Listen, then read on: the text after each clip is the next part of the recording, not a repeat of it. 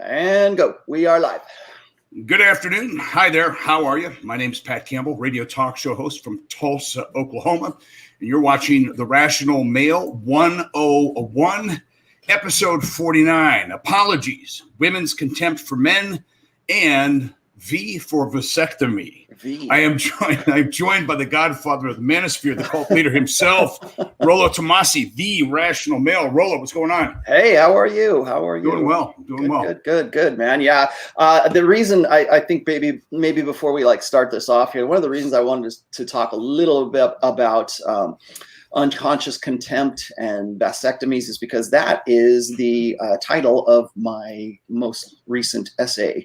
Yes. And it's really it was really in response to a Twitter exchange I was having earlier in the week, and it was about a guy who, well, actually I shouldn't say just one guy, because I keep seeing this as sort of a constant theme that's sort of coming up on Facebook and in most social media, and it's Instagram too. Yeah, Instagram as well, and it's just this humorous take on when a guy gets a vasectomy, and just the really kind of the meanness, I guess, for lack of a better word, comes after that, or comes in the wake of that. And I was just wondering, why is this such a phenomenon? Why is this a big deal? And then you wanted to do apologies and talk about apologies. I thought, man, that might work really well with this. So, right. By the way, the jokes that the women are making about the vasectomies, if a guy was to make a joke like that about a tubal ligation,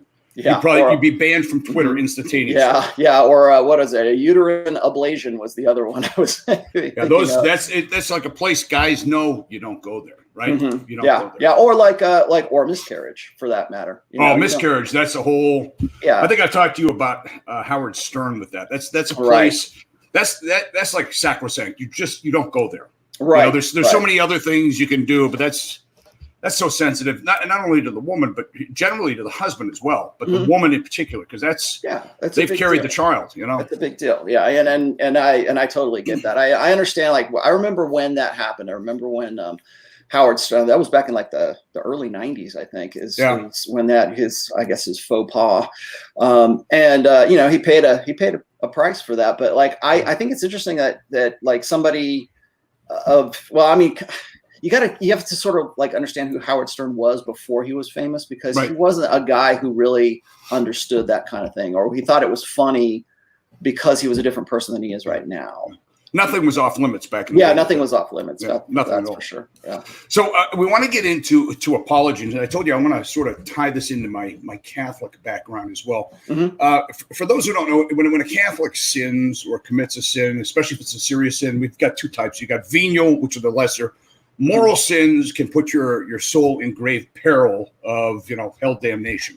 Mm-hmm. And when you commit mortal sins, you're supposed to go to confession, confess those sins to the priest, have them forgiven, and you'll usually be given some type of penance. All right. Mm-hmm. But when you go into confession, there's a couple things. First of all, you want to have true contrition for your sin, whatever it is. Mm-hmm. Since we talk a lot about sex, either premarital sex, extramarital, something you're doing something that you're not supposed to be doing. So when you go in there, it's not just to get it forgiven. You're supposed to have genuine or true contrition and a firm resolve not to commit that sin again. Mm-hmm. In other words, if you're doing something wrong, I don't know, if I'm robbing a bank a week, I just don't go to confession on Saturday, have communion Sunday, and then get back to the bank robbing, because I'm making a mockery. I'm making a mockery out of it. Mm-hmm. Plus, there is also, I guess for lack of a better term, punishment tied in. You're usually, when Catholics go to confession, you confess your sins. Hopefully, you're absolved by the priest. Sometimes they won't give you absolution, or they'll give you absolution based on you doing certain things like turning yourself into the cops, right? Because I killed somebody. Again, but with they'll give you absolution, and they'll give you penance to do. In other words, a certain number of prayers, maybe some acts, some good deeds, something to do to atone for what you did wrong. Okay. And with Catholics too, there's something that's called temporal punishment that's attached to sin. It's not like, you got to make things right, not just with whoever you offended, but with God. It's very similar to our court system too, in many ways.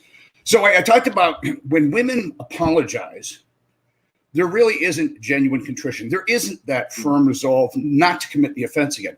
Women apologize, and you mentioned this months ago, but you were spot on. They apologize to absolve themselves from any wrongdoing. But it's not admitting that they did wrong. It's to get it over with and out of the way and not really assume any responsibility for it. So it's a huge difference. And I think I sent you, I did a segment on this on my program last week, which was great because some of them I was cracking up because we've actually done them together. We were talking off air. What is it? Is the Iron Rules of Tomasi or was it Rossi? Royce. Yeah, you said in a relationship, you said he says you got two I'm sorry's or apologies and to use them sparingly. So go over those two real quick. Let me run that down. You know, a lot of, and you're making a common mistake here. Royce is the one that was talking about, like, you have a couple of, you have, I'll just read it to you here. It's actually number 8 on the 16 commandments of Poon. It says, say you're sorry only when absolutely necessary. Do not say you're sorry for every wrong thing you do. It is a posture of submission that no man should reflexively adopt. No matter how alpha he is, apologizing increases the demand for more apologies. She will come to expect your contrition like a cat expects its meal at a set time each day. And then your value will lower in her eyes. Instead, if you have done something wrong, you should acknowledge your own guilt in a glancing way without resorting to the actual words, I'm sorry. Pull the Bill Clinton maneuver, as you've said before, and say mistakes were made, or tell her you feel I love that bad. one. That's the best. Mistakes were made. Tell her you feel bad about what you did. How it made her feel.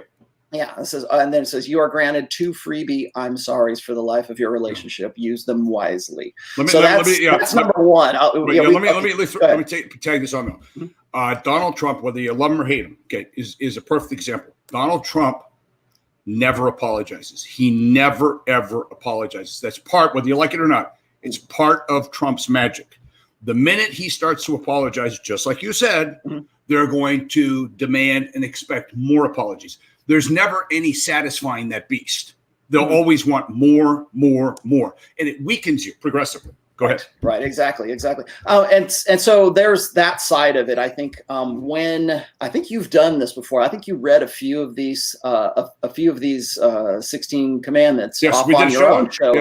With me, and I think you also did it with like Taylor Burrows as well. Like you're asking her like what her input. And this is always a really contentious one, I think, for women, because there is that expectation for men to acknowledge whenever they're wrong. So it's almost like there's an entitlement within I don't know, maybe there's something innate about it, but there's almost like this entitlement that women have with respect to that guy is always qualifying to me, so when he does something wrong, he should know that. I think really it's part of I've said this before as part of my first book here. Women want a guy who just gets it. They want a guy who doesn't have to be told to be masculine, or doesn't want to be told to understand the nature of women. He should just be able to get it. And I think a part of that just wanting a guy to get it is also comes with that entitlement. Like, he should know that I am the primary. He should know that I'm the one that he is living for. And now this is something that's in the head. I'm not saying that that's what they want, like in the long term, where they, a lot of times, like, people will tell me, they'll say, Rollo, why do you think that women do this kind of stuff, or like their behaviors, or all, like, for instance, like the apology or feeling or a sense of entitlement? Do you think that they do that as a result of like maliciousness, or that they know that they're doing that, or is there like a underlying intent, or do they just do it? I think it's conditioning. Because it's I'm sure there's part of it. Part of it is definitely conditioning. But I'm fairly convinced that women, when they behave in certain ways that drive men crazy, women don't realize that they're doing that. I don't think that women realize that they're giving like shit tests. I don't think. In other words, it's not intentional. It's not intentional. It's something that's it's like a subroutine that's running in their subconscious or in their hindbrain, where they default to those kinds of things, but they don't realize that they're doing it. And because there's no real insight, because of women's innate solipsism, they don't really think about why they did what they did. I don't know why I did that. I just did it, right? Oh, he was drunk. I was drunk. He was cute. And one thing led to another, right? I don't know why I did that. Well, I do, because I watch your behavior, and I'm a behaviorist, and I can see what your intent and what your motivation is in spite of what you're saying. Mm-hmm. And so when you bring that out, and when we show stuff like that, or when you talk about apologizing, such as Royce's done here in this commandment, women lose their minds, because it's sort of bringing out, or it's bringing up to the surface why it is women want those things. I don't think that the point of contention that most women have with respect to that commandment is, oh, he's wrong. It's that he's right. And women don't like that. They don't want guys to think that they shouldn't be apologizing. And then, of course, there are the guys who are more prone to like a scarcity mentality. Right. And those guys are thinking along the same lines. If you don't apologize, if you don't acknowledge that you are wrong, then you'll lose her. Then you won't be able to, she might be the one, right? So they start getting into that scarcity mentality that women really want you to think about anyways. Let me throw something in here that give you some insight into how I was raised, my conditioning, okay? Mm-hmm. One of the things I talk about on my program all the time is my mother said, don't lie to people, always tell the truth. Why? Okay? Well, that way you don't have to remember what you told everybody. If you're telling the truth, mm-hmm. It's always there. What did I tell her? What did I tell him kind of stuff. The other thing that I was taught very early on, and it may in fact be submissive, is the sooner you own up and apologize for whatever it is, the lesser the consequences are going to be. And maybe as a kid, that was certainly true. As an adult, I think I still have a lot of that, but it can hurt you if it's not used properly. It can make you appear submissive. It can make you appear weak if you're constant. Somebody said I never use the word sorry because it is submissive. The word sorry is by itself a submissive word. So I agree with that. You've got to be very sorry is kind of like a qualification. Yeah. It like denotes a person's quality, or denotes a person's character. You're a sorry sight. You're a sorry sack. You're a sorry whatever. Like sorry is almost like an insult in some cases. Sorry seems to be the saddest word, right? Right. Yeah. Right. Yeah. Well, so I think that you guys let me know if my audio is a little weird. I'm still fussing with this box again. So I with respect to apologizing, I think that men and women, when it comes to saying you're sorry, when it comes to apologizing, when it comes to, really, what is an apology? It's acknowledging that you were wrong about something. That I've done something wrong. I've done something wrong. Right. I hurt your feelings. I didn't mean to say it the way that I said it. I was hungry, or I was hangry. I was, something was, here's where I was at. And ideally too, especially when it comes to relationships, or somebody that, maybe you're in court and you're hearing a victim impact statement or something like that. Mm-hmm. You have to be able to, first of all, listen to what it is. You may not really be cognizant of how this impacted her, why this bothered her the way it did. Mm-hmm. And so there's a certain amount of listening there, but you have to have that contrition, sorrow for what you did, or in a firm resolve not to do it again. If you keep doing the same thing, it's like an exercise in whatever futility. You're just not going to accomplish something. Mm-hmm. Now, you wanted to get to the iron rules though too, because you said I do. Yeah, because and this is a nice segue here too, because I think when I talk about there's certain aspects of men, when men and women relate to each other, like when I talk about how men and women have differing concepts of love. Like that's one sort of area of separation. We have different concepts of an apology too. Exactly. We have different concepts of what constitutes an apology, and we also have different concepts of what constitutes respect. And I talked about that with Tate the last time I talked with him. And I think this is one of those areas where there is there's a difference of opinion. Like women approach an apology differently than a guy figure, because I think guys are more prone to apology than women are. And I think the reason for that is because of that innate solipsism combined with a learned sense of entitlement. Like, I'm the woman, so he's the one who should be apologizing to me. I'm always correct. I've written countless articles about how because we live in a gynocentric society, we also have put into women's heads that, first of all, they're entitled to things, but also that that entitlement extends to men always qualifying to them, because gynocentrism implies female correctness. So if it works for a woman, if it is part of a woman's mating strategy, if it is that's why I named this very early on the feminine imperative. Right. If it benefits a woman, then it is correct. And so an apology from a guy is always coming from, I am wrong and she is right. And that's what we're supposed to be thinking of. And so like whenever we have talked about apologizing, I've asked this, I said, when's the last time that you got a sincere apology from a woman, whether it's your wife or your mom or your sister or like somebody at work or whatever? When was the last time that you can remember getting a real, genuine, sincere, like an insightful apology, where a woman says, oh man, I really screwed up. Oh gosh, I feel so bad. Because, and we'll get to the self-deprecation part here in just a second, because I don't think that women have that. Well, I mean, I'm not saying women don't have insight or they don't have the capacity for insight. They do. It's just that it's not something that they're taught to reflexively go to. Let me throw something at you, and this ties in because I was working on another topic for my show. Allowances, giving kids an allowance. I think giving a child an allowance is a terrible idea. Why? Mm-hmm. It guarantees your child is going to grow into a spoiled, entitled adult that thinks they're owed something just because of their mere existence. What you just hit on here is women think they're owed an apology just because I'm a chick. Mm-hmm. Yeah, exactly. Because I am the woman, you are qualifying to me. And so I want to get back to the part where it's really about insight, because I think one of the problems that most women, particularly in Western societies right now, because they've been conditioned, because they have an innate sense of solipsism, insight into their own behaviors is really difficult for them. And women are going to hear this and go, oh, I can't believe you just said that. But here's the thing is, because we have that feminine correctness, and it's not necessarily all a woman's fault that she isn't, as insightful as say like a guy would. It's because guys feed that. It's because guys say, no, we want to apologize, and we want to make.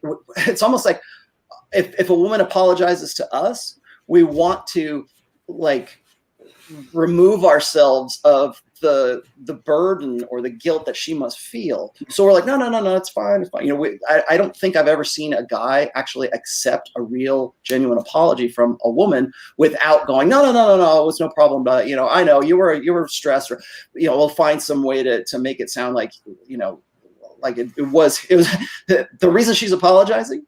It was her act, but he'll make it seem like it was his act, so that she thought she needed to apologize. Does that make sense? It does. The whole concept for my talk on the show the other day about apologies is because of what I do on the radio, and we deal with so much politics.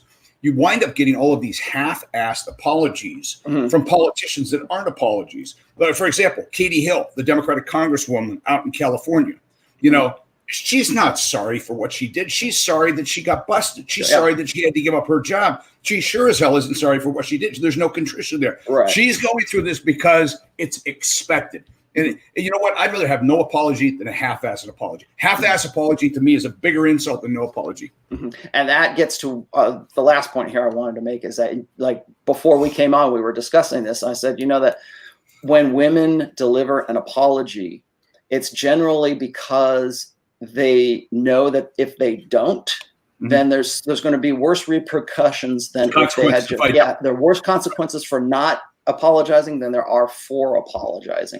And that exactly what you were just saying right there is, when women apologize to a guy, like I said, it's very, very rare that it comes from a place of sincerity and insight. More often than not, it is to avoid social conflict or to avoid a worse consequence than if she had not.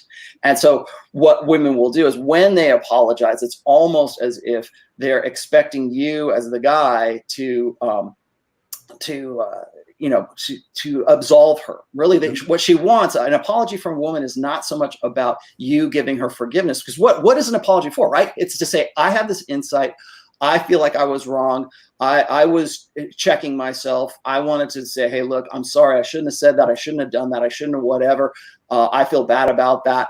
I apologize for hurting. Usually with the guys, it's hurting your feelings. There's lots of, it's funny how we default to women's feelings when it comes to apologies. There's lots of things you can apologize for. But the first thing in a guy's head is, oh, I hurt her feeling. I'm going to go get her flowers, right? I'm going to go get her a gift. I'm going to go try to make this right some way, because it's, again, it's this, this want or this need, I guess, to qualify that guy's self to that woman, because she's always in the correct. By the way, when you do that, okay, and again, your behavior always betrays you. You are admitting that your relationship is transactional.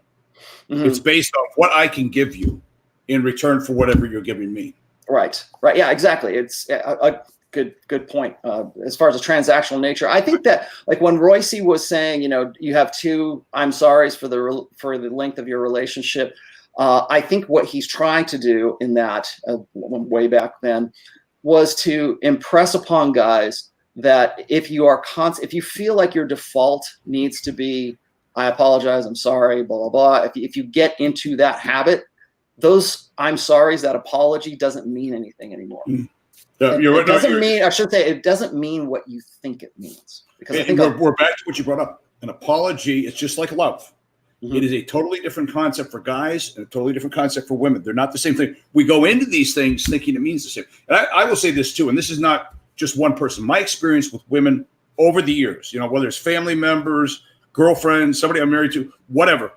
When it comes to an apology, it's almost like you have to pull it out of them. Mm-hmm. You have to get it out and prompt them to apologize. And even then, sometimes it's given begrudgingly. It's not. It's like, okay, so if this is going to make this thing go away, I'm sorry. Okay, you happy? One of those. I'm sorry. With me too, and I don't know about you, but when I have an issue, okay, once either I've apologized or the other person's apologized, that's it. It's over. It's done with. I can't keep bringing it up. Especially, even the more severe it is, the worse. I have to bury it as a person, because otherwise every morning when I get up, I got a wheelbarrow by my bed and I'm loading all these, grievances that I got with everybody. This person did this to me, that person did that to me, and I won't be able to go anywhere because I'm pushing this freaking, wheelbarrow full of bricks around, bricks of guilt or whatever, or bad feelings against people. So and I know you've talked about women with stamp books, the collection. Well, remember when, but with women, my experience has been, and this even goes into when I was teaching back in the day. It's like you gotta really pull it out. Who apologizes more, men or women? Oh, men by far. In fact, I had a conversation with a friend of mine who's a priest, and because I was talking to him about the dynamics between men and women coming in and what it is, because he can't give me specifics, obviously, but he agreed. He said it is much more difficult to get a woman to acknowledge what it is she did wrong and to have that true contrition. Mm-hmm. Yeah. Greg G, this is a really good comment. I had to put it up here. It says, if they do actually apologize, they will still add to it. But you did blah, blah, blah, as if, yes, they did something wrong, but there's also something that you did to sort of drag you into the responsibility for her apology, for her having to apologize in the first place. That's if she does at all. So usually, and I like that. That's a good observation. Is like guys will do that. Guys will feed into that as well, because they don't want to seem like the heavy. They don't want to seem like usually if a woman does something to a guy that is deserving of an apology, usually it's something that is like has hurt his feelings or has hurt his, I don't know, maybe like put him in a bad light, I guess. Right. I mean, what are the most common things? That's why I asked, who apologizes more, but what are the most common things that a woman would even apologize to a guy about? I can't think of that. It wouldn't be hurting your feelings, because I believe that women, I'm talking in general, okay? Mm-hmm. Nobody specific, but women, they're really not cognizant that, hey, I got feelings too, okay? Mm-hmm. So I'm a big tough guy. I'm supposed to be bulletproof. You know what? There are things that hurt me, that can bother me, but it's like that's completely ruled out. I got a thick skin from being on the radio. I mean, I've had people call me all sorts of things. Cops have a thick skin because they get all sorts of stuff thrown at them all day long. But I don't think that you could have. I don't recall any time in my life a woman apologizing really for hurting my feelings per se. Mm-hmm. Yeah, I can probably count on the fingers of one hand how many times my wife has actually apologized to me for anything. And it's like, and I here's the other thing is like, I don't, like you said, you got a thick skin. I think most guys, like what would hurt a woman's feelings that a man could say is something that guys have to be sensitive for, whereas women don't actually have to, because guys are supposed to be tough, right? We're supposed to have a thick skin. We're supposed to like take it on the chin. We're supposed to be, man up. You're disposable. Who cares about your feelings? Get back to work, kind of thing. And after a while, guys, even if a woman does, crosses the line to where maybe she has some kind of insight to want to give you an apology for something, those guys are going to be like, what are you apologizing for? What's the big, I didn't take offense. I don't, I don't know what you're talking about. Yeah, something that seems really small. And it's like, I didn't even bother. Who was the sex therapist we had on the relationship? Esther Perel? Oh, Esther Perel, yeah. So I was watching this video. I wish I would have sent it to you. And basically they had couples separated, but they were talking about apologies. How many times, has your husband apologized? How many times has your wife apologized? It's weird because it was like they were living in two different worlds. And the guy would go, she's never apologized to me. She would say, he never apologizes to me. I'm always the one to apologize. It's like, are you people living under the same roof? Mm-hmm. But I mean, there was like couple after couple after couple like this, where it's like, were you two in the same place? Because it sounds like you were in different places because you have a very different recollection of what happened. Mm-hmm. Yeah. I think also the idea of guys not having the same kind of feeling. And I would agree. I don't think, well, clearly, and this is provable, we can see that men and women process emotions differently. So what would hurt a woman's feelings that a guy could say, because remember, guys are blunt. We have a different communication style. Right. So the way we would say something or how we intend something could very easily be misinterpreted by a woman.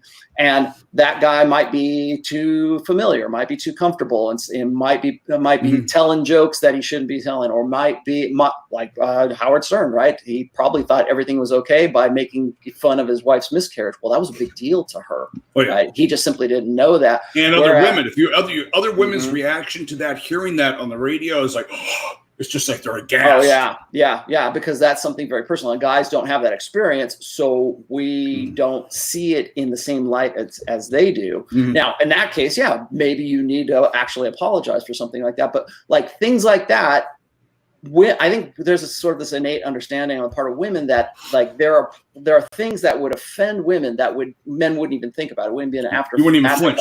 Yeah, you wouldn't even think about it. Some guy in the chat here just nailed this. MGTOW lawyer. He says, make her apologize with sex. Stop and think about this. Mm-hmm. What's the best sex most couples ever have? Make-up sex. Mm-hmm. And that really is. That is making absolution and showing contrition and stuff. But that's the gift you get in return. It's the sex, which brings you back to this really is transactional. Yeah. And that's what I think is interesting with respect to what Royce was saying, is that if you keep like that apology becomes sort of a commodity. It becomes something that is traded for the good will of that woman. If you did something wrong, then you got to buy her flowers. You got to treat her nice. I screwed up. I got to go do this. I got to go do that. That kind of stuff becomes exchanged. It's something that is exchangeable for something that you did. And so, what happens is women will learn that if she is hypersensitive, if she does take offense at all that stuff, then she's going to get flowers. She's going to get nice treatment. You're rewarding her for coming up with ways to be more offended by even the slightest thing that you do. So, and the other thing that Royce was also talking about is like a guy who is more alpha, a guy who has options. Maybe he's blunt, maybe he steps on his women's toes, but he doesn't think to apologize as much as a beta male who has the need to do that. Because the woman that he's with, he's putting all of his sort of reproductive eggs in one basket. He's trying to impress one girl. Whereas if you're more of an alpha guy and you're displaying alpha characteristics, what that means is you've got 3 or 4 other girls that you're plates that you're spinning at the time. And so maybe an apology isn't as forthcoming from a guy who is higher on that dominance hierarchy than the guy who is lower and necessitous of that woman, being on good terms with him. I told you a story about a caller one time I had on the program, and we were talking makeup topic, And he admitted that he would intentionally start crap with his wife. Just, I mean, stuff over little things for nothing, just for the sex. And I think he said he was married like for 7 or 10 years, something like that at the time. And he said one time after the makeup session, she goes, sometimes, Ronnie, she goes, I think you just do this, for the makeup sex. He looks over, smiles at her, and he goes, maybe. But he gave away the game. He ruined the game. Now she knows. That's why you never give up the game. Yeah, I women hate me when I say this, is that the hottest sex that you're ever going to have is not going to be, as a married couple, it's never going to be date night sex. It's never going to be like, oh, honey, I got us a hotel room, and you sprinkle, rose petals all over the bed, and you bought the jacuzzi suite at the hotel or something. And that's obligation sex is what that is. That is, oh, wow, we've got this whole big thing. You lit the candles, and we have, steak dinner and wine and roses. That is contrived. Whereas the hottest sex you will have as a couple is when you are on the verge of breakup. When she is motivated by urgency and anxiety. It's the dread thing. The guy I told you about, he said they got this particular time when there was a blow up. He said, I didn't talk to her for like 3 weeks. He said it was the longest ever. I mean, other than, give me this or that kind of stuff. I mean, wasn't talking with her to the point, because he was like going to hold out until she broke down. She finally broke down. But he said that was, that was the deal there. That was the deal. That he said best sex ever. Yeah. And unfortunately, that's just the mechanics of it. Really, it's sex motivated by urgency, or sex that's motivated really by dread. Really by dread. The other aspect of apologizing and everything, and this kind of segues into our next topic, which is unconscious contempt of women. I probably should have titled it something else, but anyways, the part about not self-deprecating, that's where I kind of have that crossover with respect to with respect to apologies, because guys who self-deprecate tend to be the same kind of guys who are there with a ready apology at a moment's notice, and guys who have more to lose are more apt to self-deprecate, and they're also more apt to give reflexive apologies, like Royce is saying, to avoid. And so the 9 iron rules of Tomasi, the 9th rule of Tomasi is this: it's never self-deprecate under any circumstances. This is the kiss of death that you self-initiate, and is the antithesis of the prize mentality. Once you've accepted yourself and presented yourself as a complete douche, there is no going back to confidence with a woman. Never appeal to a woman's sympathies. Her sympathies are given by her own volition, never when they are begged for. Women despise the obligation of sympathy. That's what I wanted to put that in there, because I've also written at least 2 different essays on the idea that women are more empathetic than men are. And there might be something to that, but I would say that it's not some like supernatural metaphysical thing more than it is their ability to communicate a little bit differently. And I think that we also we confuse sympathy with empathy. Empathy is the ability to empathize with somebody because you've actually gone through that same experience with them. Like, for instance, I can sympathize with my wife for having gone through labor and having a baby, right?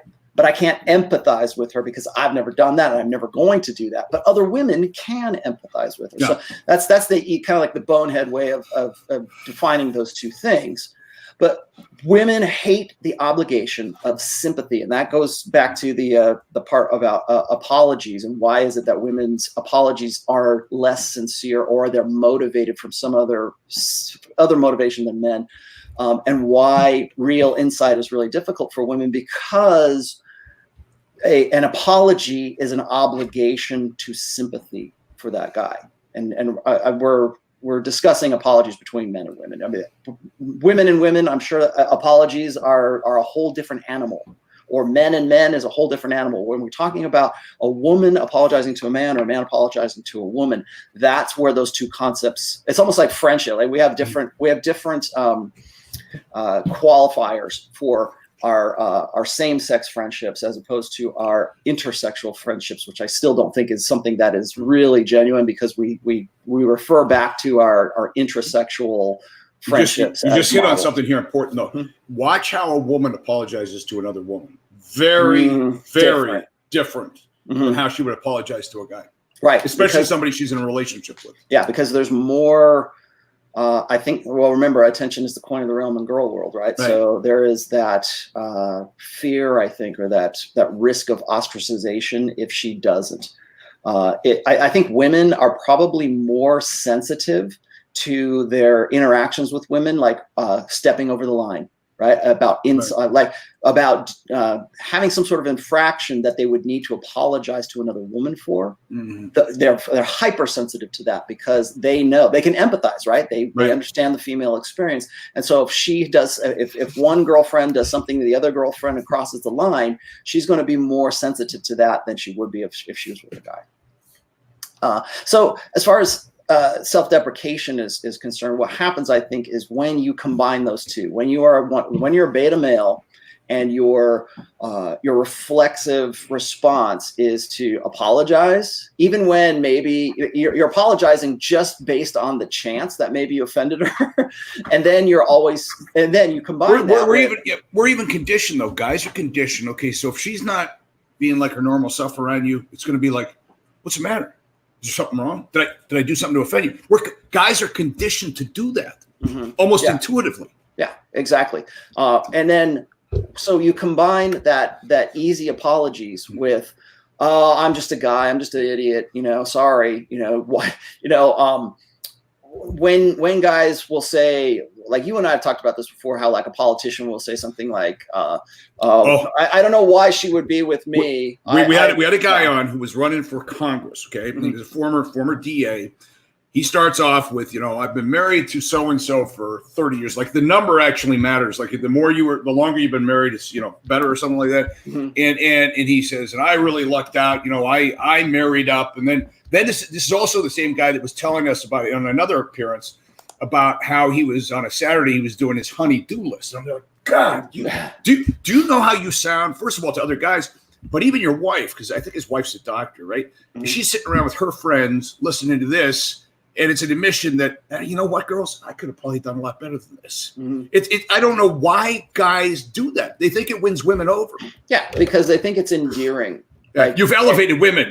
Women are much better than the guys. Yeah, well, yeah, and I think that a lot of that is conditioning. 90% of that is blue pill conditioning, and the belief that if you aren't there with a ready apology, or if you aren't there to deprecate yourself, but then also deprecate your own gender. When I talk about how we raise boys as if they're defective girls, part of that training is to get those kids, those boys, those males, to gender loathe, to be, so that to the point where it's the first impulse for them to go, well, I'm just a boy and we're hairy idiots.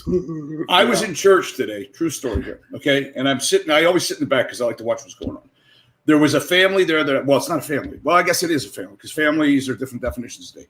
A lady came in with 4 boys, probably ages, I don't know, maybe 10 to 18, okay? Mm-hmm. I know nothing about the family. I know nothing about her. What I can tell by my powers of observation is these kids don't have a dad in their life. Just the way they carried themselves, just the way they behaved in church. It was like a rudderless ship. They don't know what they're supposed to do, where they're supposed to go. Mm-hmm. And from teaching and just being involved with the public radio over the years, I can usually tell once I'm talking to somebody whether or not there was a dad there, a male influence, and what kind of a house you grew up in. But I could tell, and I'm there like, man, I felt bad for them, because you really don't have a chance. I'm looking at them just the way they are socially. Their communication with girls is limited to the cell phone and texting. That's about it. Yeah. Well, you're looking at the next generation. The next generation. Well, actually, I should say this generation too, but the next coming generation will be really the first generation that is socialized and acculturated in a global sexual marketplace, but also in from behind a screen. like you're gonna get your socialization skill, your social skills will be derived from like the comment thread here, right? Like it's from Twitter and not real human interaction as opposed to your digital interaction. And yeah, that's I don't see it getting any better anytime soon. I would like to see some change. I would like to see that change. But so with respect to the to self-deprecation, I think that plays into the apologizing. That really kind of shoots yourself in the foot, and that kind of gets to what I was talking about with my essay on Friday. Unconscious contempt. Just unconscious contempt. I wanted to make sure I read that because as I said here before, it says women despise the obligation of sympathy, and if you look, and I'll call this up here in just a second. I've got the picture of this guy that sort of set off this whole. Is this the guy that's in bed with all of the different foods that his wife bought him to sort of make fun of the vasectomy? Yes. Where did I got it here. What's the you want? Oh, you want the caption that goes? It says had a vasectomy. Yeah, had a vasectomy today. Wife thought she was funny. Go ahead and you read off all the foods. Yeah. Here's where is it? That's it right there. I'll just show it up here real quick. There we go. If you guys can't see this, I'll read them off here. It might be a little difficult to read on. Start with the 0 bar up at the top. Yeah. Okay. So the 0 bar says the number of kids we'll be having in the future. Ha ha. I guess it's the 0 bar. Is that what that is? Right. That's what it is. 0 bar. Snickers is this one. This one's like evil right here. It says, what is it? Forgive me if or something about forgive me if I snicker. And she even crosses out the last S in snicker so that it's like the English is correct. And then there's the ding dongs one, which says, sorry, your dong got dinged. Dinged, right. Goldfishes. Goldfish, goodbye to your swimmers. Goodbye to your swimmers. Right. Crunch berries. Your berries got crunched. Nutella, of course, is I bet your nuts hella hurt. Farewell, Nutty Buddies. Now shooting duds. Now shooting duds. Yeah, duds. Yeah. The candy duds. And instead of mini donuts, it's mini no nuts. Oh, that's brutal, man. Enjoy your nuts. Yeah. And so I saw this, and he's there with this big kind of grin on his face, and of course, what are we going to say? And the reason I brought this one up because I thought it was really the more egregious of a lot of these that I've been seeing on Instagram and basically social media, where though the woman is, and it's maybe they don't go to this extent, but the woman in some way is saying, it comes up with some sort of side joke about how your swimmers are gone or you're never going to reproduce, and it's almost like this insult to the guy's his impotency, right? To saying now you're impotent, now you can't, and and it's okay to insult the guy. It's okay to rib him about really what amounts to his emasculation. Yeah. Here's the deal, though. You're on the program. You hear a number of commercials for various men's clinics promoting hormone replacement therapy, testosterone. The old adage, testosterone make it the man. A guy's self-worth, a guy's self-value, in many ways, is tied into, especially if he's married, even if he's not, his ability to perform as a man. And if you can't do that, you're going to feel like something less than a man, something less than you should be. And what they're doing is they're mocking that process there with these. It's these little message boards where you put the letters on. These guys, I'm looking at them all. It's like she's making fun of you. Maybe once for a little joke or something, but. Would you sit there for that? I wouldn't. It's like, no, this doesn't seem like a good idea. Yeah, I'll show some of these other ones here too. This is another thing that is kind of going around, and this is an Instagram account. Where'd it go? This is an Instagram account right here. Happy Thanksgiving? Is that the one? Yeah. Well, no, this is, she's saying marriage is, so these are, the title of this Instagram account is called Motherhood Through Reader Boards. Gotcha. Message boards, whatever, letter board. One of my daughters actually did that with, when she had her first baby. When they announced that she was pregnant to the family, they came over on Valentine's, but she and her husband stood there and unveiled that and took a picture. She put it up on Instagram. Yeah, so she wasn't mocking him or anything, but it's a thing to do. Some of these are just I don't, other than like a guy in this really passive, submissive, character that they're playing. Like if you look at this guy that's sitting right there, He's just kind of like, okay, you're married to this guy, and he's just kind of like, he's along for the ride, right? She probably wanted to do this now that she's got a baby and all that. So of course, she says marriage is equal parts love and equal parts wanting to punch him in the face. Now imagine if I said, if I went to the same extent that one woman did about making jokes about snack foods, about her abortion, about her or maybe what if she was infertile? What if we went to the fertility clinic and said, sorry, you're never going to have kids? What if I started making fun about that? What if she decided, what you were saying before, what about tubal ligations? Why are there no accounts from guys making jokes about their wives' tubal ligations? Or your best tubal ligation jokes now, and then give up the phone number, right? There you go. Or imagine this. Imagine a guy going, yeah, marriage is equal parts love and wanting to punch her in the face.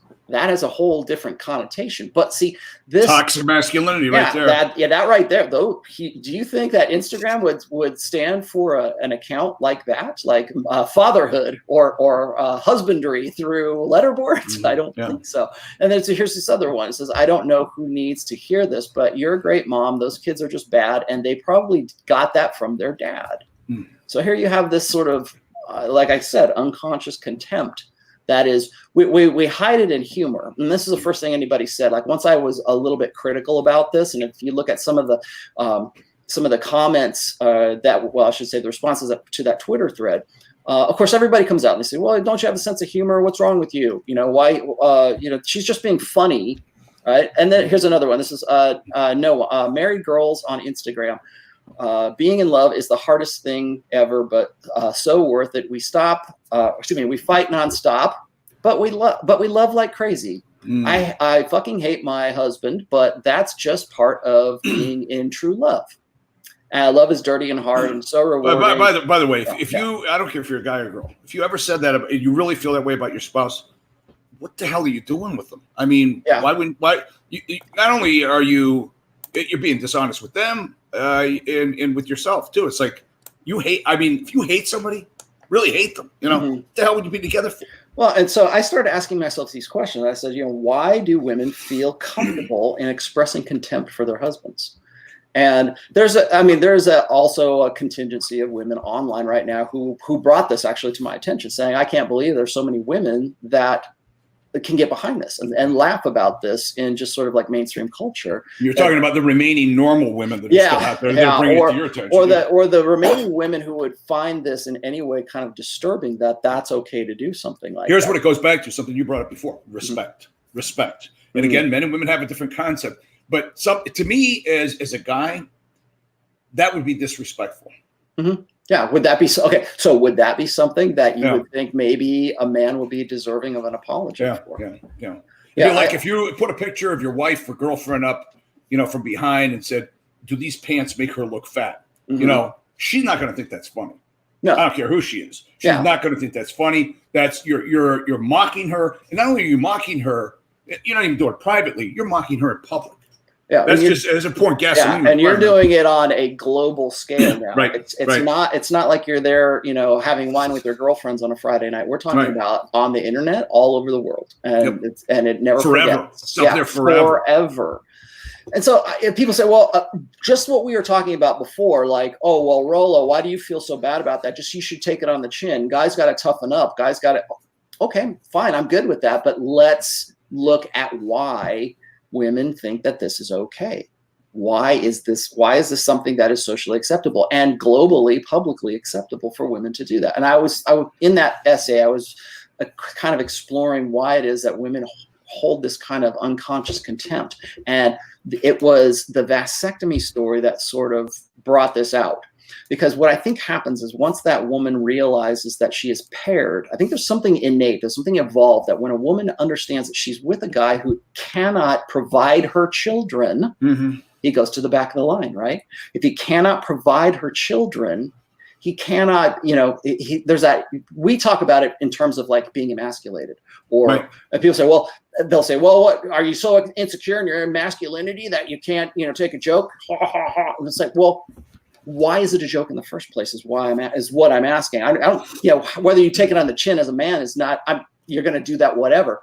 But why is it a thing in the first place? Why is it okay to, make these little jokes on snack food? I mean, that's a lot. I mean, look at the effort that went into that. If it was one or two, I'd be like, oh, okay. No. But we're looking like a dozen of these things, and it goes viral. And so whenever we see that, I wrote another post called Selective Breeding. Whenever we see a guy get knocked in the nuts, if that guy is a beta, like what was it? There was a part in the Avengers Endgame where Chris Pratt, Star-Lord, right? He gets kicked in the balls by Gamora because she doesn't know who he is at that point because of the plot. But we laugh at that because here's a woman that kicks the guy in the nuts, but we know that Star-Lord is not really an alpha male, so it's okay. Right. We can kick him in the nuts. We can attack his genitals because he is.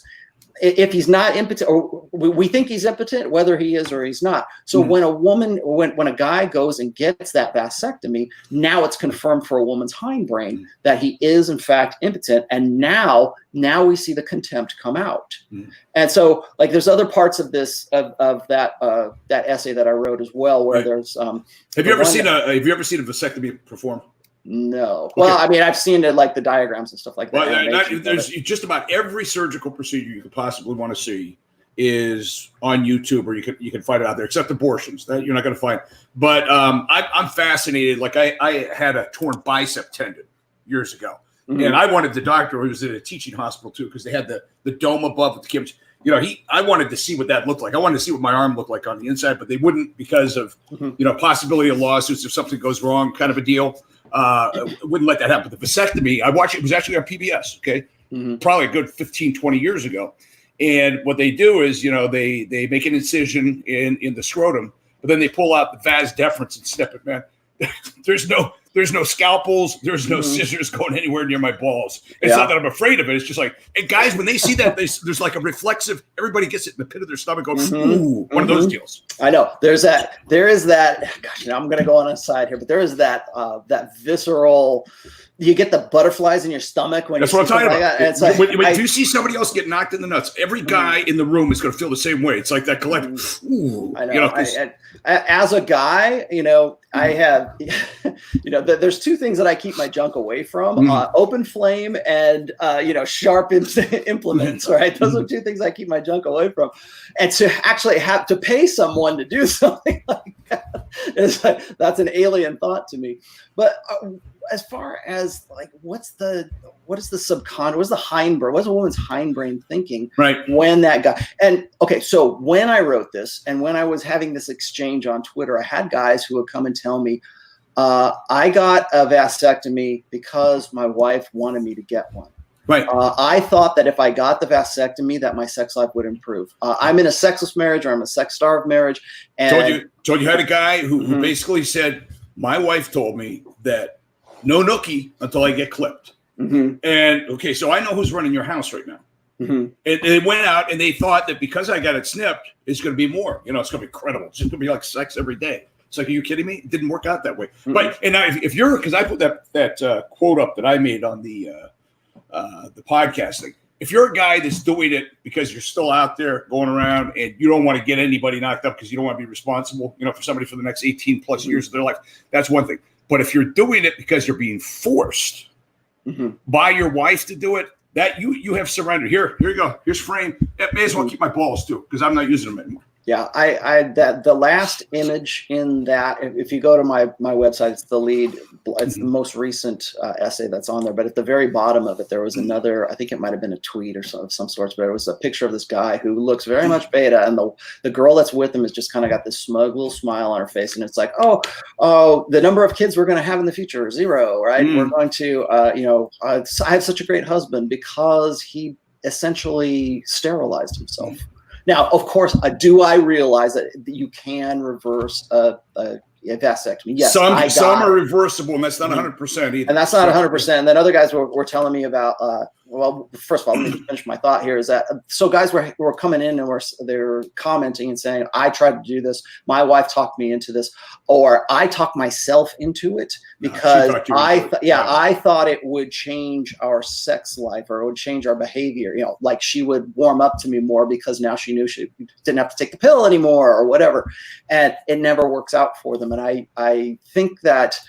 When guys do that, they're doing it from a place of necessity. Most of these guys tend to be more beta, I think, but they're in a relationship where they are trying to qualify to the woman. They're trying to say, "Well, okay, I'll do that for you." I mean, why not? Why not say, "Well, how about this? You get your tubes tied, and then we don't have to worry about it anymore. We don't." Well, this is what you will hear from women listening to us today. We'll say guys have absolutely no problem telling the woman, to get her tubes tied, get fixed, right? But when it comes to guys, they have to prod, and it's two different sets of rules. But if a guy is doing it because he's being forced to by his wife, you have surrendered frame. She is now running the show. You've given away whatever power you may have had. Yeah. So I think that there is definitely a frame element to this. So by the way, you asked me off air this morning if I got snipped, and I'm there. Come on, I got 5 kids. Yeah. Well, I didn't know if you had it since those kids. The Catholic, but there's a ton of Catholics that have gotten one. Technically, if you go out and get yourself sterilized for the purpose of conception, so that you can't conceive, that's considered sinful. So. Oh, really? I did not know that. Oh, well, Catholics aren't supposed to use birth control either, but 97% of them do. So go figure. So when we were off air, you were telling me like what your opinion of vasectomies were. Like I said, I had to be really careful of this because when I was writing this essay, I was like, okay, well, I know that there's going to be some guys who are going to go, well, my vasectomy was the best thing I ever did because now I don't have to worry about ever having kids. I don't have to worry about child support. I don't have to worry about that stuff. Or they'd be like, I already have these kids. I know I don't want any more. I'm done. So I'm going to go get it done. And it's on me. I think that comes from a different place than my wife wants me to go get a vasectomy. Otherwise, maybe my dead bedroom will come back to life. I know a lady who said she had a hysterectomy, I think before the age of 30. She said, best decision I ever made. She had already had a couple of kids and really didn't want any more. But that takes that risk out of there, kind of a deal. Yeah, I didn't like. I had to put a disclaimer at the very end of this because I don't want people to say, "Well, Rolo's just said that if you get a vasectomy, you're beta." No, dude. It's like that's your choice. I'm sure there are plenty of guys. I know guys. In fact, I know for a fact that there are guys who are in their like mid to late 20s who decided to go get a vasectomy because they don't want to be on the hook for that. Right, and that's totally different. The reason you got it is going to define whether you're beta or not. If you are doing it because you're being held hostage by your wife or your girlfriend, either you get it or no, sex. That's completely different than a guy that's out there that's playing around, doesn't want to be responsible for getting anybody knocked up, and decides to go down that course. They're completely different reasons. Totally understandable. Yeah, and so I try to make sure I put that out there. But when that guy, I think one thing that really pisses off women is if you have got that vasectomy and they wanted to start like a family, they want to have something with you, and then they find out that you actually did that. Again, getting back to what I said before, women, their sympathies are their own. They don't want the obligation of sympathy. And so, like for instance, the guy that had got his vasectomy, and she made all these little snide jokes about it. Right. She's not going to sympathize with that. She doesn't want to sympathize. Okay, why? Why is there not like, maybe this is a big deal for him. Maybe I should be more sensitive about it. It's not, because I think, and this is me theorizing here. Well, I think that on some kind of gut level, on some kind of hindbrain level, that once her hindbrain registers that this guy is impotent, he can no longer have kids. Right. Something switches off for a woman where she's like, that guy is no longer as sexually viable as a guy who is, first of all, a guy who would refuse getting a vasectomy when I tried to ask him to do that. It's almost like a confirmation of, remember how I always say, like, is he the best I can do? That's the hypergamous doubt question. Is he the best I can do? Is he really a beta? Yes, he is, because now he has no way to impregnate you. Now he is no longer viable, even if you've already got kids with him. Yeah. Even if that's already happened, there's you've removed, it's too predictable. You have removed, if you want to call it a thrill, the risk involved. If neither one of you has, been sterilized, there's still going to be a risk involved. And I don't know if that, you want to call that excitement or not, but you remember we talked about the Wendy Williams show. They had a lady who, I don't know, called in or was a guest, whatever. She got in a relationship with this guy. They get married. They both agree not to have kids. Okay. Then somewhere like 3, 4, 5 years down the road, she deliberately goes off the pill to get it because she wants a child, and she's still not getting pregnant. Well, the guy, unbeknownst to her, had gotten a vasectomy on his own without telling her. And as a result, now on the Wendy Williams story show, the guy's the bad guy, not her for going off the pill, not her for being lose their minds. It's because he did that. He didn't tell me, so I'm trying to get knocked up, and I can't get pregnant because he's shooting blanks. Yes, there is there is an observable, evidential entitlement that women have to having kids. And we've done, if you live and we do, you live ever since the sexual revolution, ever since we sort of shifted over to a gynocentric social order, it's not on the books. It's not something that you're going to find in the US Constitution, but I believe that women feel they have a right or an entitlement to become a mother, and to become a mother at their leisure if they want to. So whether the guys are part of that or not. It's in the 14th Amendment, where everything else they hide is. That's in the 14th Amendment, pretty sure. Yeah. So, when a woman reaches a certain age, she wants to she freezes her eggs. Some guy sent me an email about some research that had been going on about in vitro fertilization and all of the statistics from like 1992 all the way up to like 2017. I'm just it's like 48 pages long, so I'm kind of working my way through it and sort of digesting it right now. But I was looking at the reasons why, there's been a huge increase since 1992 in IVF. And then the reasons why women go and do that. And it appears, and then of course, freezing a woman's eggs at like what age is the time that women go and have their eggs frozen the most? Usually early 30s, because they still haven't met the right guy, and they still feel entitled to having that baby when they're 40, when they're 45. Let me segue that way in. I want to briefly do that. It wasn't Dear Abby, it was Dear Amy column. Sure. So you had this lady write in. She's got this dilemma. She's been with her husband for 20 years.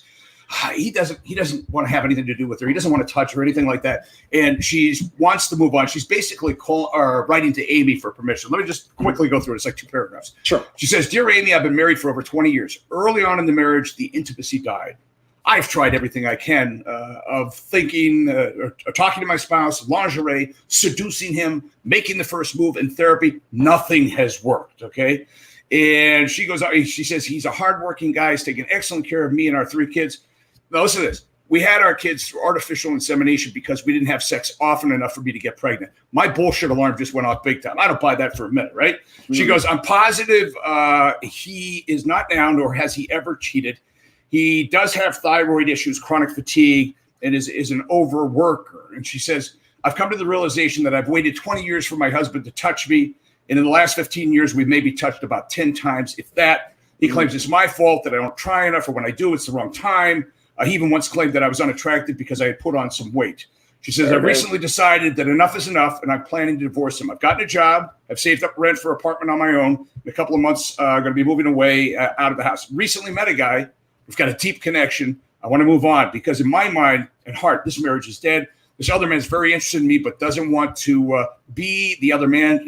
She goes, I completely respect his opinion, and I'm pushing him. She goes, do you think I'm justified in moving out, even though I'm still temporarily in the house with my future ex? One of 2 things. If this story, he hasn't touched her or anything like that, either he's gay, okay, or she looks like a Tess Holiday. I don't buy this for a minute that your husband is not responsive to you. There's something. I'd love to get this guy and find out what the hell is your side of the story. Yeah. Well, when you look at subreddits like Dead Bedrooms, and you look at, the number one most common circumstance I get from guys who are long time married, or they've been married for maybe they're in their 40s or something like that. The first thing they say is my wife won't have. We haven't had sex. I'm in a sexless marriage, and I've on your show actually. I've read off the statistics for at least in the United States, and it's something like 24% or 22 or 24% of marriages are what would be defined as sexless marriages, and it is overwhelmingly. It is women not wanting to have sex with the guy that they are married to. Right. But anytime I read that off, in fact, I think even Carly said something about this, is when I read that off, the first thing out of a woman's mouth is, well, what about the situation where the guy won't touch the girl? Like, what, let's switch this around. Let's flip the gender script right here. Right. I think you're right. I think that, first of all, it's very, very rare, because usually it is men who have a higher sex drive, who have a need for sex more so than a woman. Why? Because men's sexuality is different than women's. Women's is cyclic. Men's is always on. If you're right, if you're healthy male, you're on all the time. Whereas women, just like you said, cyclical. The idea that the guy wants nothing to, either you're not being straight with me about your physical appearance, either that or you smell like the water at a waste treatment facility or something like that. There's a female comedian, Hispanic female comedian. She about 47 or so. She said, girls, it's real hard, or she said, it's real easy to take care of your man. She says, here's all you have to do. She goes, look pretty, smell nice, and lick him. That was it. That was it. And the crowd, of course, goes nuts. But it's not rocket science. It's not hard. Yeah, it's not hard to figure things out, guys. I have a post that I wrote probably back in 2012 about Emma Watson, of all people, because Emma Watson used to have this. She was very outspoken about the fact that she didn't know how to be sexy. She's like, I'm uncomfortable being sexy, which is fascinating to me, because later she's the Harry Potter one, right? Yeah, she's a Harry Potter girl who just turning 30, right? Yeah, just turning 30, who is self-partnered now. God, I wish we would have talked about that on Friday. But so she has gone, I mean, she's cut her hair really short. She's the feminist. She's like, she doesn't understand how to be sexy. And I always use her sort of as an example of women who, of this generation, right, who, and I completely understand. She doesn't know how to be sexy. She doesn't know how to present herself, although she's probably the most downloaded, most, pirate porn on 4chan of any celebrity that there has ever been. Right. Was it Rule 34 or something like that? Anyway, so but for her to say I don't know how to be sexy, I don't know how it works. Yeah, because for guys it's so easy. There's no onus on a woman. The reality is a stiff breeze can turn a guy on. Here in Oklahoma, that's a problem for me. A lot of wind, but it doesn't take a whole lot. One of the things is I've been studying your books. We've been talking about these issues. When you start to look at women, especially over 40, okay, because the herd really thins, then you start to see certain characteristics that you talk about that really make a woman stand out. For example, long hair. Okay, a lot of women tend to cut their hair short. If you're over 40 and you've got longer hair, that sets you apart. But there is a sexiness to that. There's something attractive in that to guys. If you smell good, you've got whatever your signature scent. You smell good. All of those things click with guys. And if you know how to flirt, you're all of a sudden you're in the top 5%. Right. And okay, so why is it? Why does it seem like it's rocket science for women? Because we prioritize women's mating strategy above men's mating strategy. So there's no incentive for women to learn to do those things. There's no incentive for women to keep their hair long. There's no incentive for them to learn how to be sexy, to learn how to talk sexy, to learn how to seduce. The great seducers of our time are not women. They're men. They're the guys who figured this out so that they could get with more women. For women, because of feminism, because of everything that's transpired since the sexual revolution, we teach women that the cardinal rule of feminism, which is never do anything for the express pleasure of a man. That includes ever learning to be sexy or he should just be happy to have you. He should be, it doesn't matter if you look like Tess Holiday, he should be still wanting to touch you, right? And so, yeah, and I agree with you. I think is it real? That's what I've been doing, Tess. The most likely answer is she's probably morbidly obese. And so, yeah, he doesn't want to touch her because I'm sorry, that's just how reality in the world and evolution works. He doesn't, if you're not arousing to him, you don't pass the boner test. You're going to be in that situation. Be glad he doesn't want to, he still supports you and wants you as his wife, even without you being sexual with him. Right. And just because, let's say, but she's probably not like Tess Holiday, but she may be overweight. Overweight women can be hot too, especially if they know how to, the flirting, the getting the voice, all that kind of stuff. They try harder. Yeah, no, they can try harder. Right. I'll give you that. Yes, they can try harder. Yes, for sure. So, and that's the other thing is that, and just to sort of highlight what you just said there, guys' standards for what is arousing is like women like to say, well, there's this unachievable standard of beauty that we can't get to. It's like, no, for men to arouse a guy, it doesn't take that much. That's why there are so many different niches of porn. That's why some guys are into black chicks, some guys are into white chicks, some guys like blondes, some guys like big boobs, some like small boobs. Whatever is that, or like some guys say, well, I really like a girl with a few extra pounds. Like that guy, most likely his sexual experiences, his successful sexual experiences have been with fat women. So therefore he develops a preference or a fetish for that particular kind of woman. So yeah. I will tell you this too, and we've talked about this in the past on other programs. Touch, the power of touch. A woman's, and it's funny because since we've been talking about stuff like this, I pay a lot more attention to it. I remember as a kid, I might have been in like 7th grade, and I had a female teacher, English teacher. And she was coming over to my desk. She was helping me something. She put her hand on my shoulder. Man, I melted. I mean, just that touch. I went to an event recently. It was a birthday party for one of my clients, chiropractor. And it was weird because I'm just paying attention to this kind of stuff. Women that were coming up to talk to me because they know who I am from the radio kind of thing. They would touch. They could put their hand on your arm. No guys were coming up and touching me.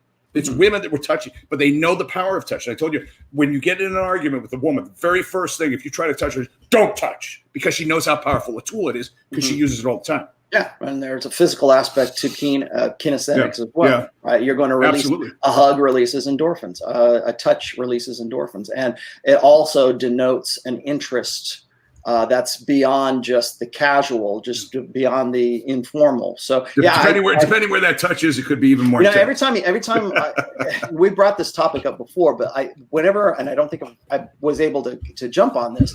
One of the reasons that I think that like strippers right now, or women who are in like physical therapy or whatever, one of the reasons why they are so effective right now is because men are so starved for that. They're starved for a hug, they're starved for touch, they're starved for I don't say appreciation, but they're starved for women having any kind of interest in them beyond just like, here's the paperwork for what you got to do at work kind of thing. You talked last week about the women that do the chair massage, how they come up in the airport and they touch you and start massaging you. It's like all of a sudden you just bought yourself a $60 massage. Yeah, or I always use this example. Is I was in the Florida Mall when I was living in Florida one time, and they have those kiosks there. There was a couple there. They were actually a mother and daughter couple who were running this kiosk, and it was one of those ones where they have those little wire massagers that massage your head kind of thing. They would come and do it on people's heads. They would come and they would you'd be walking by and they would see you. And if it was a guy that was without a chick,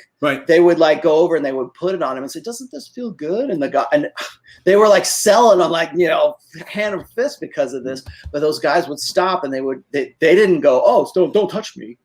Guys don't do that because most guys are starved for that. And they understand these women made good money because they knew how effective that was for guys, particularly if they're on their own.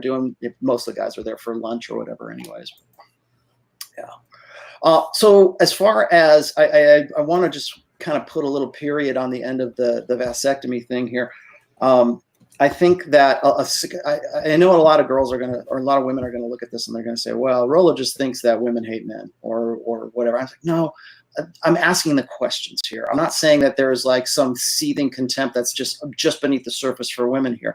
I'm just saying that there's a reason why, and I think they are unconscious reasons why women have this contempt, or they have this kind of personal angst. I think that when a woman gets into a long-term relationship with a guy that she knows is bad, or her hindbrain, or maybe her ego side of her subconscious realizes that she's gotten into a bad pairing. Like she's with a guy who she can't answer the question, right? She can't answer, is this guy the best that I can do? Or maybe she can. And so the whole thing about the vasectomy led me to think about what happens when a woman's existential fear is something she can't get away from. Now, the existential fear for women is this. It's the fear of having a guy who presents himself as alpha, who presents himself as one way, and then she gets into a relationship with him. God forbid she has kids with him, and then she realizes this guy's really beta. This guy really isn't who he said he was. Right. And I had sex with him on false premises. We talked about that on your show about the Australian thing where we You're want not to. a doctor? We want to organize society, or we want to organize legislation to make sure that men are who they say they are. We have Me Too because we don't want betas going up to women and approaching them who are beneath women, who believe that their SMV is one level and that a guy's is beneath that. They only want the hot guys to come to them and pay attention to them. They don't want the guys who are beneath that. So what happens is the existential fear is that they get into a situation where the guy tricks the woman. He tricks her hypergamous filters. He gets in under the radar, and now she's stuck. Now she's got to be with this guy for the rest of her life. Oh my God, I actually had his kids. I'm doomed.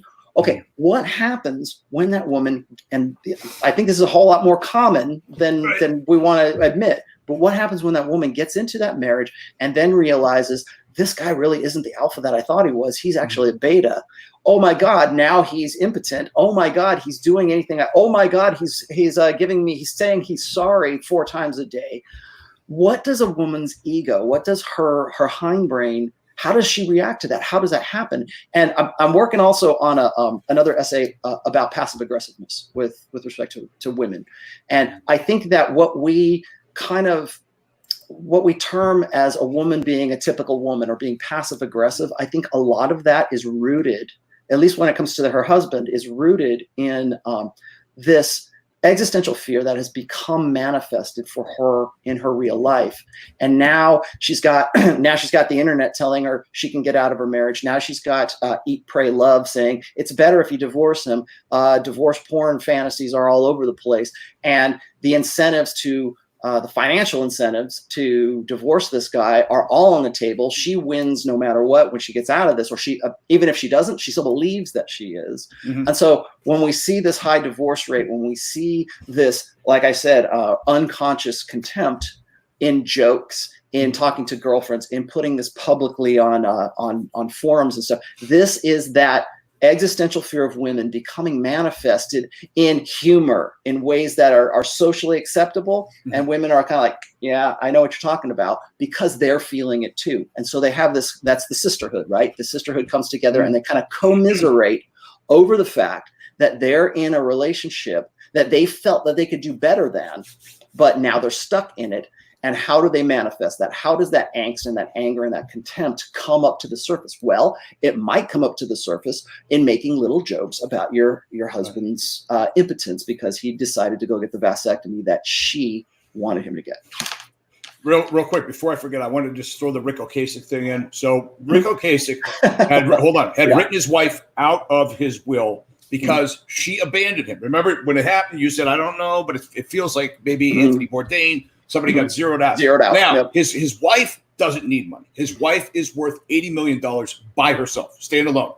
She has actually gotten an attorney, and they're going after Rick Ocasek's estate because this is about getting the last jab and not just the last word, but I'm going to have the last say. You're dead. You think you wrote me out? Watch this, buddy, because I'm going to walk away with your money. And given the court systems that we know, she'll probably walk away with a good chunk of change. Yeah, most likely. But that's about vindictiveness. That's about getting back at somebody that's freaking dead. Well, and then again, that's the incentive. That's the women have, I hate to harp on being MGTOW here or whatever, but that is one of the big incentives for women to get into a marriage. Is it's 100% insured, to a greater degree. So if the guy is Rick Ocasek, if the guy does better than what she thought he was going to do, so much the better. But she still has the incentive. Even after he's dead, even after he writes her out of the will, there's still a chance that she can say, hey, look, maybe I'm not entitled to $90 million, but how about $45 million, right? Or I think the thing that people want to avoid, certainly the mainstream media, the femstream media wants to avoid in cases like this, like the Jeff Bezos thing. People kept saying, well, they wanted to come up with these cute ways to make it seem like Mackenzie Bezos deserved $30 billion in a divorce settlement. That was I think that was one of the largest divorce settlements in the history of divorce settlements. And so she becomes the richest woman in the world because our divorce laws are what they are. That's so what the mainstream media did is they said, well, we don't want to focus on that.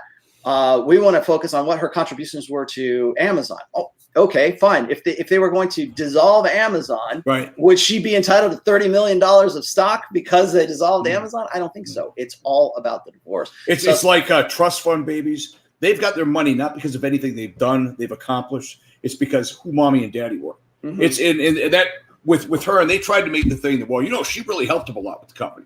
And when you ask how, when, what did she do? Did she come up with a particular concept there? She walked away because she was married to the guy, and she walked away fabulously wealthy. Then they're making a big deal out of it. She's got a lot of proposals out there. Guys that want to marry. Of course they do. Yeah. She's a sugar mommy. Who wouldn't want in on that action, right? Yeah, I know. Well, and so the incentives are there. Guys in the MGTOW community go, well, here's another reason why you should never get married. Yeah, I agree 100%. If Mackenzie was married to some, I don't know, greeter at Walmart and got divorced and put her out on the market, I don't think she'd have anywhere near the offer she's getting right now. Yeah, of course. And so let's see. We're getting up towards 3:00. Do you want to do some of these? Yeah. Some of these. Where I am is 4:53. So 4:53. I'd like to get out around 5-ish there. All right, we got a few of these. There's one here I kind of want. I got to send you my the PayPal thing again. Remind me after. I think the one that I wanted to run by you was women will. This is David Furtado. He says. Thanks for the $5. He says, women will often say, haha, just kidding, right after something slightly offensive to me. That's the deal. My answer. I wanted to ask you that one. My experience is that, so if I get offended by something, it was a joke. You took it the wrong way. And but if I were to do something like that, well, it's not a joke. You deliberately meant to hurt me. And across the board, there does seem to be a double standard with that. And I also told you, I said, especially when it comes to texting, I hate texting. I would much rather speak to somebody face to face so I can read their body language, their facial expressions, the tone of their voice. But the text, I can't. It's so easy to misinterpret something somebody sent, especially via text. Right. Okay. So I wanted to get to this one because this sort of comes back to what I was talking about with when women will use humor to sort of get away with expressing or manifesting that contempt for their husband, or for maybe even just for men in general, right?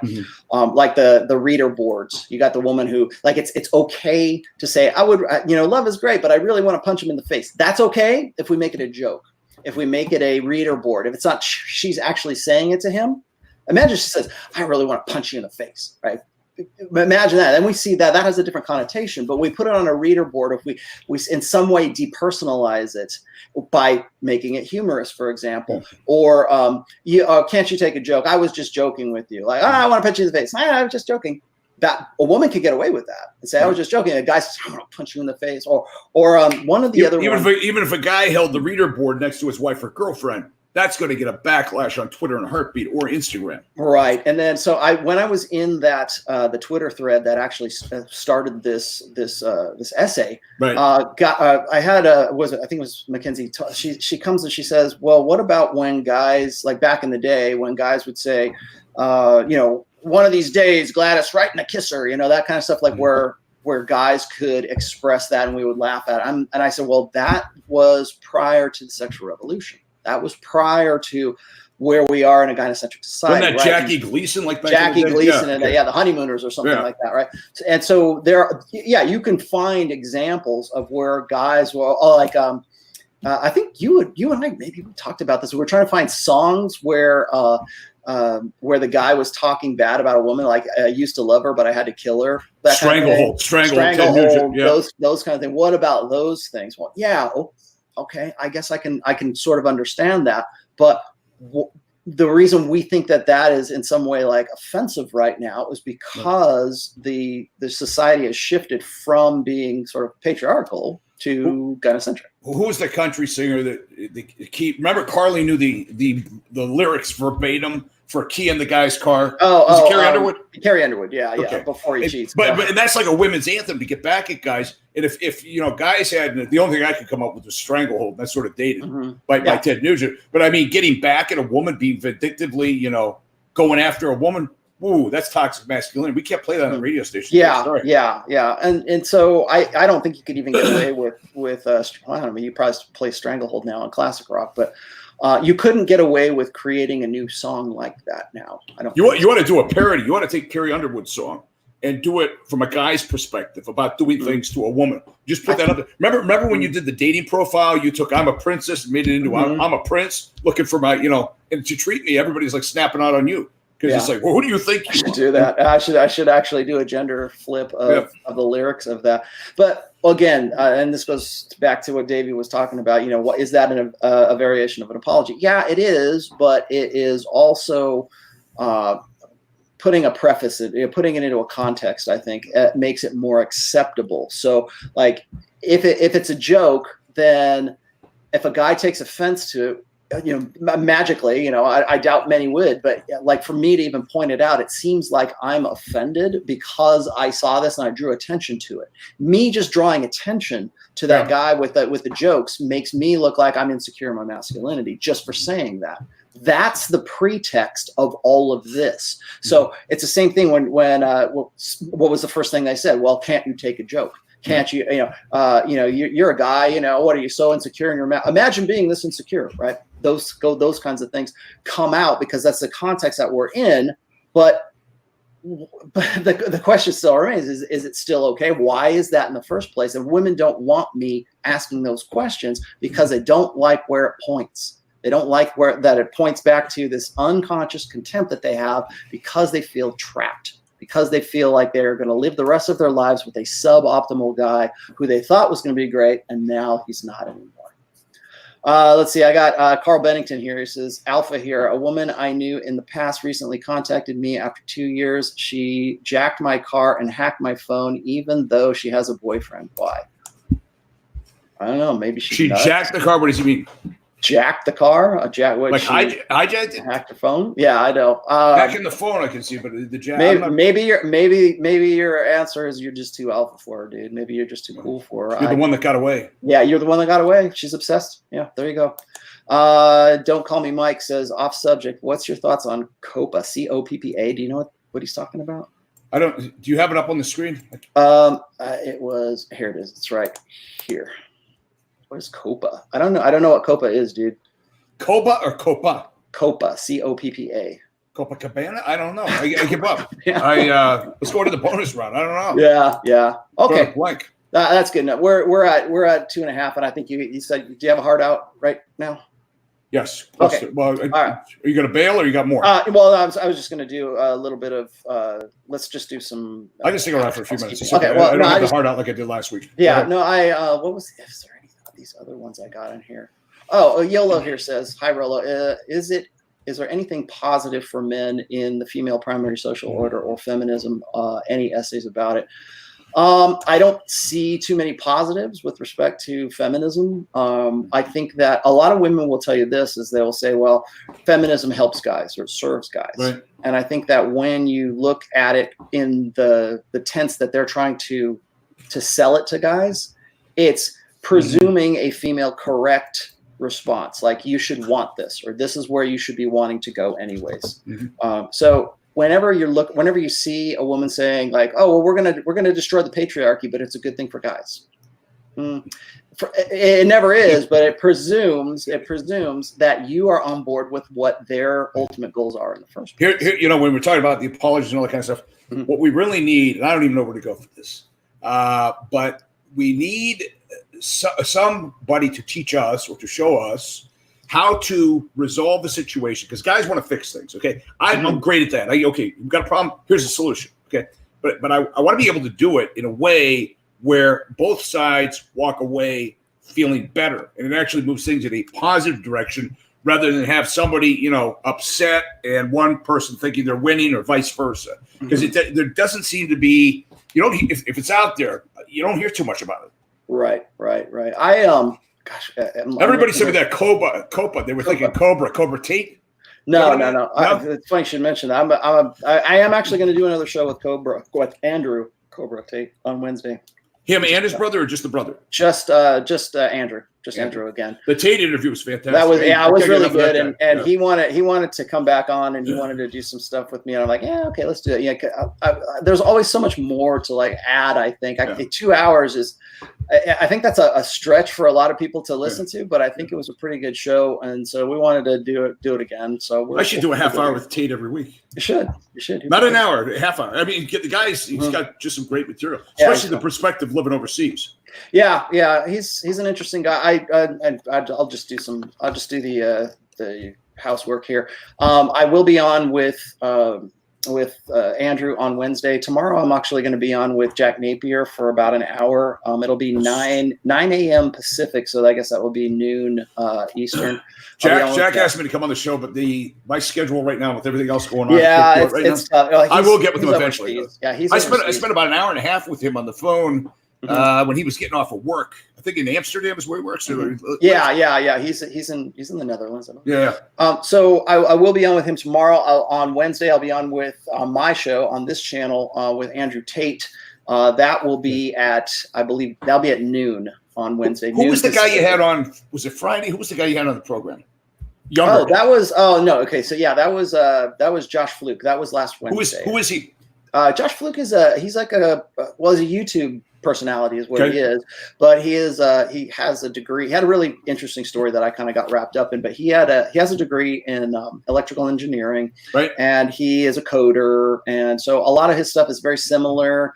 He's sort of a younger learn coding. I like that. Learn coding. Yeah. His stuff is sort of similar, I think, to Pat from Tech Lead, where he talks about industry stuff, and he's just a really interesting guy. And the reason I brought him on is because he had a really ugly story about his first marriage when he was 23 years old, and then getting out of that marriage and all of the stuff that led up to that.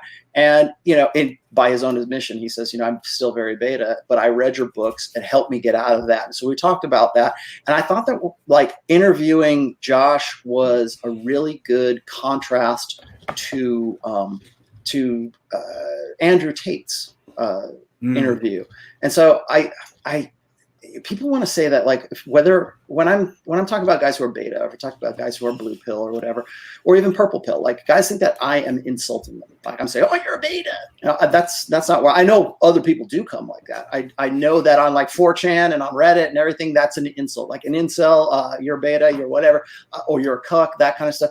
I know that that's an insult, but that's not where I'm coming from when I talk about it. In fact, I have essays that say don't hate the beta, titled Don't Hate the Beta, because these are the guys that need the help. These are the guys that need to understand what's going on. These are the guys who are going to kill themselves if they don't have this information. And so I'm always interested in both sides. So if I'm going to go and talk to somebody who's like a really super alpha guy like Andrew Tate, and we're going to have a different conversation than I'm going to have with Josh Fluke. And Josh is really coming into his own as well with respect to intersexual dynamics. And tweet a link to that so people can Good watch. Yeah, I will. Watch it later. I will. Yeah, most definitely. It was a really great interview. Particularly if you feel like you're just sort of coming into this with fresh eyes. Right. If you're like unplugging from the matrix kind of thing, and maybe you're going through a really rough patch with, maybe you broke up with a girlfriend, or you need to break up with a girlfriend. A lot of what he talked about with his now ex-wife was very similar to what I went through with my BPD ex-girlfriend. So that's where we came. That's the angles that I hit at it. But it's really good. It's a really good contrast, I think, to the Tate interview as well. So, and another thing, he's a great guy. Go check out his channel. I really like Josh Bluth as well. So that was last Wednesday. So Friday, I might have something special for Friday. I'm not going to tell you what it is just yet, but just watch my channel. If you haven't subbed, then please do, and get like notices, because I'm working on an interview for Friday that I think is going to be really cool. And then, of course, Friday morning, I'm with you, and that is at 11 a.m. Eastern Time. 10 o'clock Central. 10 o'clock Central, and that is on your. I have it right here. Where did that go? By the way, are you saving those podcasts on your end? Yeah, I'm downloading them. Yeah, because you're not archiving those anymore, right? No, they're supposed to be, but people keep going, well, where's the link for all the shows? And we transition websites, and still the audio is not all there. It's frustrating for me. I'm considering making those something like exclusive for my Patreons right now. If people want to listen to them, they can pick it. I mean, you can always listen to it live, but some people can't listen to it in different countries. I know that. Like if you're in like Canada or something, you have a tough time getting in. Why? Yeah. I don't know. Maybe there's. Well, you know what? There's because a lot of Justin Trudeau. This goes way back. A lot of the religious programs, because Tulsa's the buckle of the Bible, right? But televised programs, like back in the day with Jerry Falwell, or religious programs that might have some context that might be deemed offensive by certain parties. All of those get. They watch them. They edit them. They take out things that might be. You can't say anything bad about homosexuality or this thing or that thing. So it's very, very censored over there. Very censored. Yeah. So that's what I have going on. And then, of course, we do this show every Sunday at 4:30 Eastern Time. I am still presently working on book 4. And I am just about done with the studio downstairs, so I'm going to start doing some quick hit videos where I'm going to title of the book that never ends. But well, I'm as I go through it, and as I'm like finishing up the first round of edits on this, I'm kind of glad I held off, because a lot of the stuff that I'm like people are throwing at me right now, there's been a lot of development since I started this book to where I'm at with it right now. So.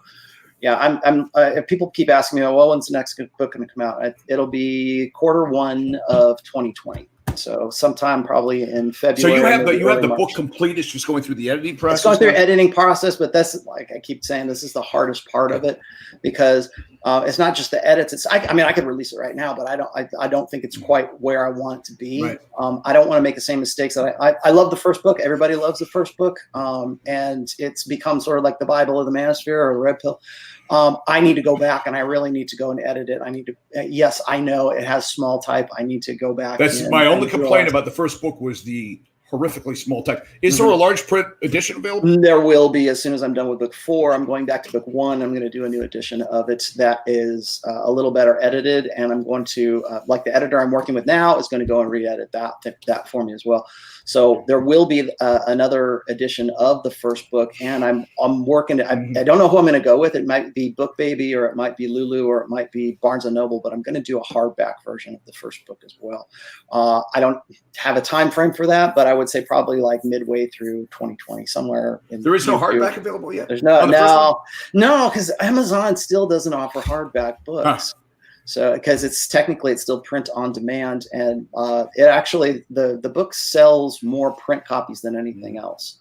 And I need to go back in and re-edit some things, and all of your books I've gotten the print edition, but I also get Audible, because Audible you can listen to all the time. I'll find myself going back. I probably listened to the first one, at least half a dozen times, at least, or sometimes I go back to a particular chapter. Yeah, guys really like the print version, and that's the one I push the most, because you can't delete it, but guys need it to sort of highlight things and underscore things and, you know, liner note things as well. And they hand it off to them. Yeah, that's how you know you got a winner, when you see the yellow highlighter around, little notes on the side. Keep coming back to it. Yeah. Have things tabbed. It's always I'm hoping religion will do the same thing. So, all right. So that's it. You and I will be together on Friday. There you go.